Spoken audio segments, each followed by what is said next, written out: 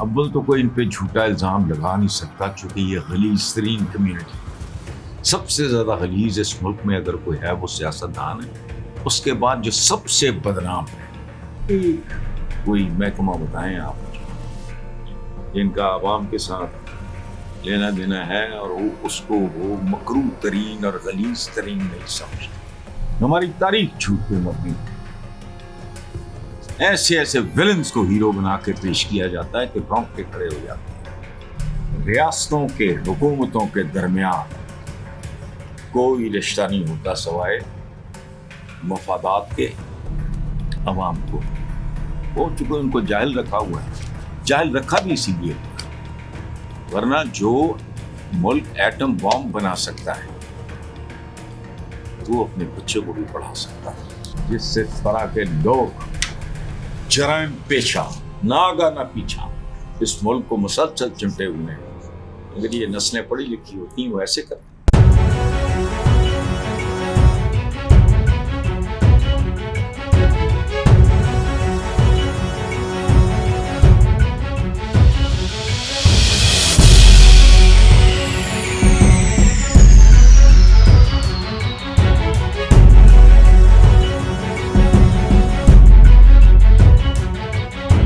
السلام علیکم ویورز، اللہ پاک آپ کو اپنی ایمان میں رکھے.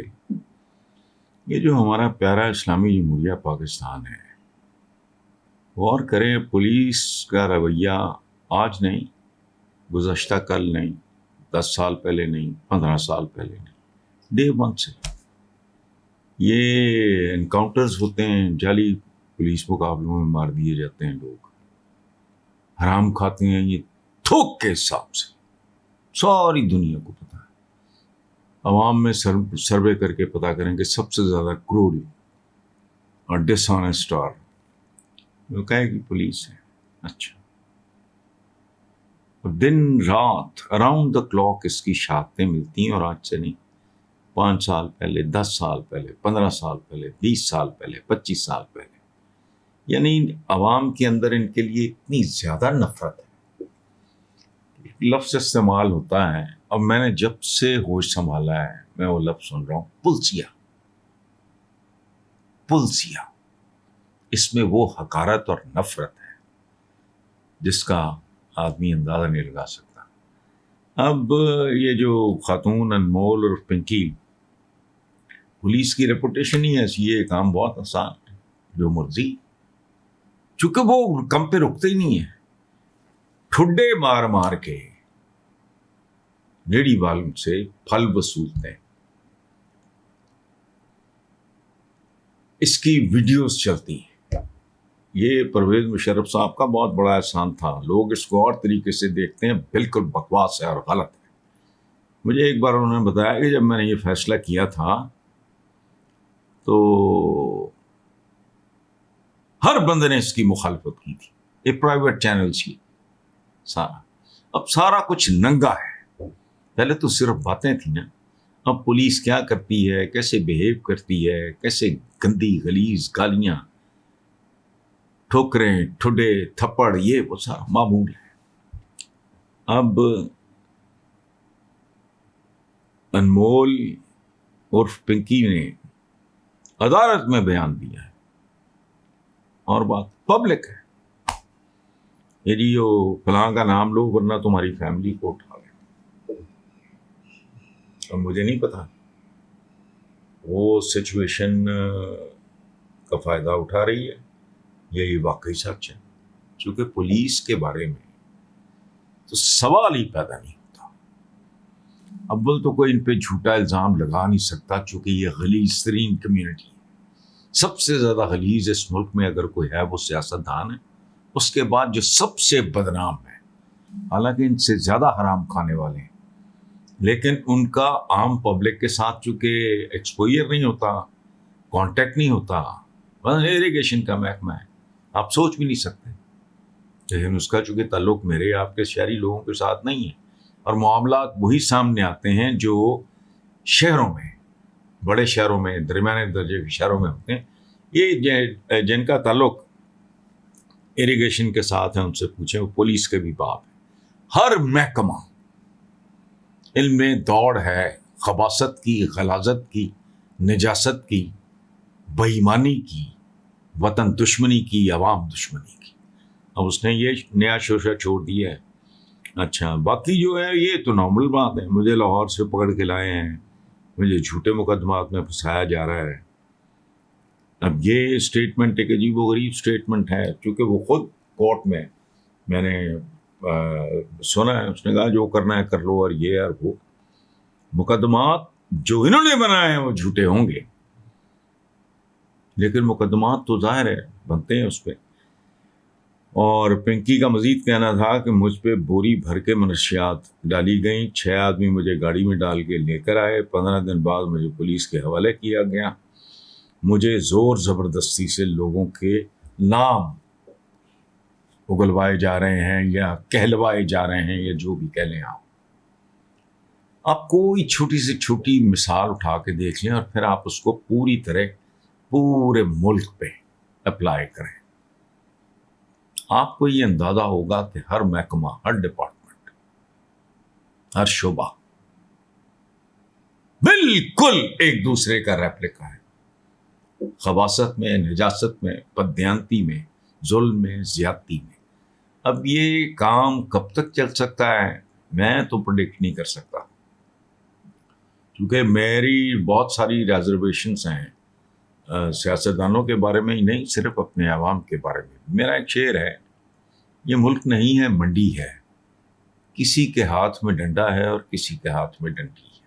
پولیس کے ہاتھ میں ڈنڈا ہوتا ہے، یہ رہنما، سیاستدان، یہ قائدین، ہائے رہنما، جہاں ہے منزل وہیں لٹیرا۔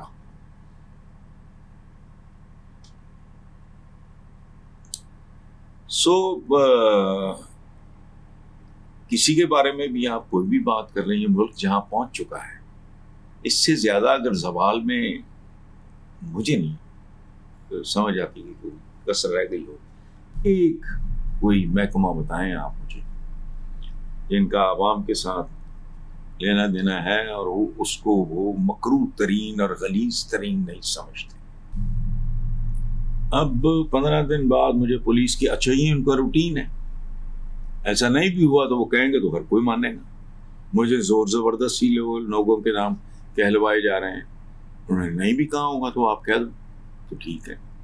وہ سروائیول کی جنگ ہے، اس کے پیچھے کیا ہے، آج نہیں تو کل، کل نہیں تو پرسوں سارے حقائق سامنے آ جائیں گے۔ لیکن یہ پنکی جو ہے نا، اور یہ سارا جو ڈرامہ سٹیج کیا گیا ہے، پہلے بھی کرتی ہوگی، پہلے بھی پتا ہوگا، یہ جو ایک ڈرامہ سٹیج کیا گیا ہے، اس کے پیچھے کیا وجوہات ہیں، کون لوگ تھے، کیا چاہتے تھے، یہ آنے والے دنوں میں پتہ لگ جائے گا۔ لیکن اس سے ایک بات کا اندازہ لگا لیں، the entire countries being run like this، یہ یاد رکھیں۔ ان کے اپنے وزراء بعض اوقات ایسا بیان دے جاتے ہیں کہ بندے کے رونگٹے کھڑے ہو جاتے ہیں، یہ بے غیرت چھوڑتا بھی نہیں، بات بھی مان رہا ہے، کر بھی رہا ہے۔ لیکن بہرحال آگے چلتے ہیں جی کہ صدر ٹرمپ کے ہمراہ جانا جانے والے کئی اعلیٰ حکام نے امریکن جو تھے، اعلیٰ حکام اور کاروباری شخصیات اپنے ذاتی موبائل فون اور لیپ ٹاپ ساتھ لے کر ہی نہیں گئے، کیونکہ امریکنز کو خدشہ تھا کہ چین کے جدید ترین سیکیورٹی اور نگرانی کے نظام ان کے ذاتی ڈیٹا تک رسائی حاصل کر سکتے ہیں یا ان کی ڈیوائسز کو ہیک کیا جا سکتا ہے۔ سبحان اللہ، دنیا کہاں پہنچی بھی ہے، اور یہ چل رہا تھا وہ یہ ہونا چاہیے، وہ ہونا چاہیے۔ مدتیں ہو گئیں اس ملک کے لوگوں کو سمجھاتے ہوئے کہ کوئی ہیرو نہیں ہوتا، مسلمان کا ہیرو صرف یہاں قدم قدم پہ بت فروشی ہو رہی ہے۔ شخصیت پرستی میں اور بت پرستی میں کوئی فرق نہیں ہے۔ اب یہ جو ہمارے نصاب جھوٹے ہیں، ہماری تاریخ جھوٹ پہ مبنی ہے، ایسے ایسے ویلنز کو ہیرو بنا کے پیش کیا جاتا ہے کہ رونگٹے کھڑے ہو جاتے ہیں۔ عبدالی کے نام پہ ہمارے ہتھیار ہیں، ہمارا صوفی شاعر اس کے زمانے میں زندہ تھا اور کہتا تھا کھادا پیتا لاہدہ تے باقی احمد شاہد، یعنی جو آپ نے کھا لیا وہ آپ کا ہے، جو آپ نے پہنا ہوا وہ آپ کا ہے۔ باقی وہ آئے گا سب کچھ لوٹ کے لے جائے گا. وہ بھی ماشاءاللہ ہمارے ہیروز میں شامل ہیں. اچھا، اب ڈے ون سے اس قوم کو، اس کی جہالت کو یہ ٹیکہ لگایا فلانا برادر فلانا برادر. اب افغان برادر سامنے نہیں جا رہے ہیں. یو اے ای نے کیا کیا ہے ابھی ریسنٹلی؟ عراق ایران جنگ کیا دو کافر ملکوں کے درمیان تھی؟ ایک مسلمان تھا اور ایک نہیں. ساری تاریخ آپ کی، ساری تاریخ کی بات کر رہا ہوں، انہی چیزوں سے بھری پڑی ہے. تو عرض کرنے کا مقصد یہ ہے کہ یہ جو برادر برودر کہتے ہیں نا، یہ سب بکواس کرتے ہیں، جھوٹ بولتے ہیں. ریاستوں کے، حکومتوں کے درمیان کوئی رشتہ نہیں ہوتا سوائے مفادات کے، اور اپنے اپنے مفادات ہوتے ہیں. ان میں سے جو زیادہ سمارٹ یا طاقتور ہوتا ہے وہ، ایوب خان کی کتاب کا نام تھا فرینڈز ناٹ ماسٹرز. کہنا کیا چاہ رہا تھا وہ غریب کہ ہمیں دوست بناؤ، ہمارے آقا نہ بنو. ختم. بھیک تھی، وہ پکار تھی. ایوب خان، جب پاکستان آج کے پاکستان سے کروڑوں گنا بہتر. I was a kid, small boy. لوگوں میں جو بھوک، ننگ، انسیکیورٹی، عدم تحفظ جو آج ہے، تب نہیں تھا. تب بھی یہ حال تھا، تو آج بیچتے کیا ہیں یہ. بہرحال یہ خوبصورت بات ہے، اس کو ان بٹوین دا لائنز پڑھنے کی ضرورت ہے. بالکل پریزیڈنٹ ٹرمپ کے ہمراہ جو وقت تھا انہوں نے بالکل ٹھیک کیا. دنیا میں کوئی چیز نہیں، اور میں ایک بات پہلے بھی عرض کر چکا ہوں کہ آپ غور کریں کہ پاکستان میں جو بڑے کاروباری گھرانے تھے ان میں سے کوئی ایک بھی بقایا ہے؟ سب ٹوٹ پھوٹ کا. سیگل سارے بکر بکر گئے، پتہ نہیں کدھر گئے. سروس انڈسٹریز، ان کا جو ایک بھائی تھا وزیر بھی رہا ہے، وہ اس کے ساتھ میرے بہت دونوں بھائیوں کی ڈیتھ ہو گئی. آگے کدھر ہے سروس؟ اور انہوں نے کچھ اور بھی ساتھ پتہ نہیں کیا میڈیسنس کا کوئی سارے ختم. سارے بڑے گھرانے پاکستان کے کئی حصوں میں تقسیم ہو چکے ہیں. سو اس لیے یہ جو بیچتے ہیں نا سودے عوام کو، وہ چونکہ ان کو جاہل رکھا ہوا ہے. جاہل رکھا بھی اسی لیے ہوا ہے، ورنہ جو ملک ایٹم بام بنا سکتا ہے وہ اپنے بچوں کو بھی پڑھا سکتا ہے. جس سے اس طرح کے لوگ جرائم پیشہ ناگا نہ پیچھا اس ملک کو مسلسل چمٹے ہوئے ہیں، اگر یہ نسلیں پڑھی لکھی ہوتی ہیں وہ ایسے کرتے. بارہ آخری بات، IMF نے پاکستان کے لیے 11 نئی سخت شرائط عائد کرتی ہیں جن میں توانائی کی قیمتوں میں تسلسل سے اضافہ اور ٹیکس اہداف میں بھاری اضافہ شامل ہے. میرا ذاتی خیال ہے، ایب فضول بات، کہ وہ یہاں تک لے کے جانا چاہ رہے ہیں پاکستان کے عوام کو. یہاں وہ ایک فرینچ ریولوشن ٹائپ تاکہ اگر کوئی کسر رہ گئی ہے اس ملک میں وہ بھی پوری ہو جائے، کیونکہ حد ہے نا. اب یہ جو دو باتیں ہیں، توانائی کی قیمتوں میں تسلسل سے اضافہ، یعنی جو اس وقت ہے that's not the end of this cruelty، اور ٹیکس اہداف میں بھاری اضافہ شامل ہے. کب تک؟